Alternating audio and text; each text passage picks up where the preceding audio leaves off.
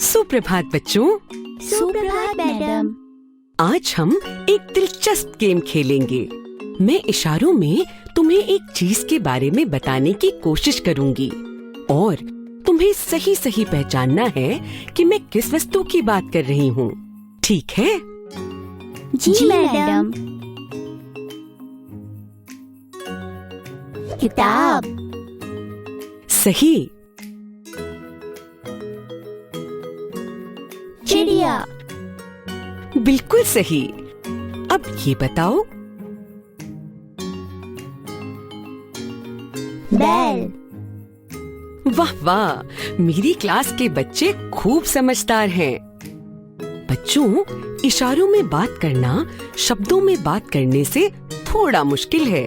आज हमने जो खेल खेला उससे हमने जानने की कोशिश करी कि शब्दों के बिना बातचीत कैसे करी जाती है। ये मुश्किल जरूर है पर असंभव नहीं। क्या तुमने साइन लैंग्वेज के बारे में सुना है? जी मैडम, मेरी दूर की बहन रानी, वह बोल सुन नहीं सकती। जब भी हम उससे मिलने जाते हैं तो इशारों में बात करनी पड़ती है। ये काफी मुश्किल होता है, पर उसके पूरे परिवार को यह भाषा आती है। रानी हमारी बात हमारे होंठ पढ़कर समझने की कोशिश करती है। रानी के बारे में बताने के लिए शुक्रिया विजय। और तुमने सही कहा, ऐसे बहुत से बच्चे हैं जो बोल सुन नहीं सकते।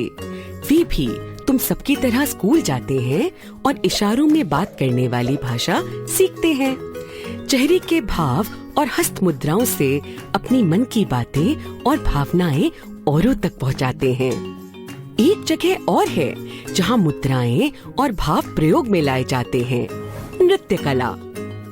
बच्चों, अगर कभी तुमने कथक या भरतनाट्यम जैसे पारंपरिक नृत्यों की प्रस्तुति देखी है तो तुमने गौर किया होगा कि नर्तक अलग अलग मुद्राएं बना के पौराणिक कथाओं को दर्शाते हैं। अब कुछ मुद्राओं के चित्र देखो। यह मुद्रा दर्शाती है मोर, यह दर्शाती है चिड़िया और यह है चूहा।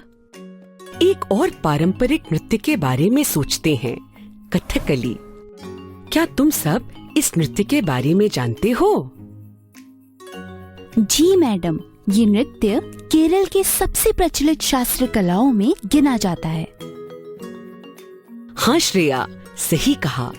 इस नृत्य की सबसे अद्भुत बात है इसका अभिनय, यानी कि चेहरे के भावों से कहानी बता पाना। इन कथकली नर्तकों के चित्र देखो, है ना अद्भुत? इनके भावों में क्या दिख रहा है?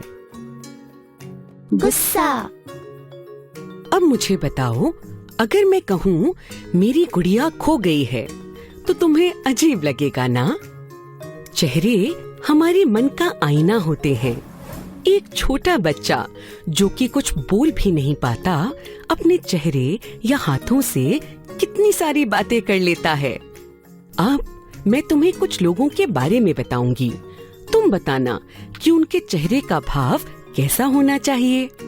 पूजा को आज एक नई फ्रॉक तोहफे में मिली है। उसके चेहरे का भाव कैसा होगा? नीता के बाबूजी को पता चला कि नीता ने होमवर्क नहीं किया है। नीता के बाबूजी के चेहरे पर कौन सा भाव आएगा?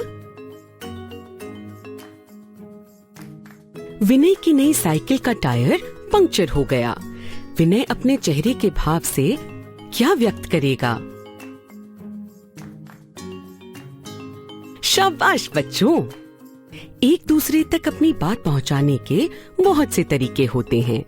पता है, कुछ किताबों में शब्द नहीं, केवल चित्र होते हैं। इन चित्रों को देखकर कहानी बनाई जा सकती है। चलो साथ कोशिश करते हैं। मैं कुछ चित्र तुम्हारे सामने रखती हूँ। तुम बताना उनमें क्या हो रहा है। इस चित्र में एक कौवा है। कौवा प्यासा है। कौवे को एक मटका दिखता है, वो खुश हो जाता है। पर मटके में तो बहुत कम पानी है। कौवा छोटे छोटे कंकर लाकर पानी में डाल देता है। पानी ऊपर आ जाता है। प्यासा कौआ जी भर के पानी पीता है। बहुत अच्छा बच्चों, मुझे उम्मीद है आज की क्लास में तुम्हें मजा आया होगा। आज हमने जाना कि शब्दों के बिना भी बात करने के बहुत सारे तरीके होते हैं। हमने इशारों में बात करी और महसूस किया कि जो लोग बोल सुन नहीं सकते वे कैसे बातें करते होंगे। हमने जाना कि विभिन्न नृत्य कलाओं में मुद्राओं के प्रयोग से कैसे कहानियां बताई जाती हैं। फिर हमने समझा चेहरे के भावों का महत्व और अंत में चित्र देखकर एक कहानी बनाई। अलविदा बच्चों, अगली क्लास में मिलेंगे।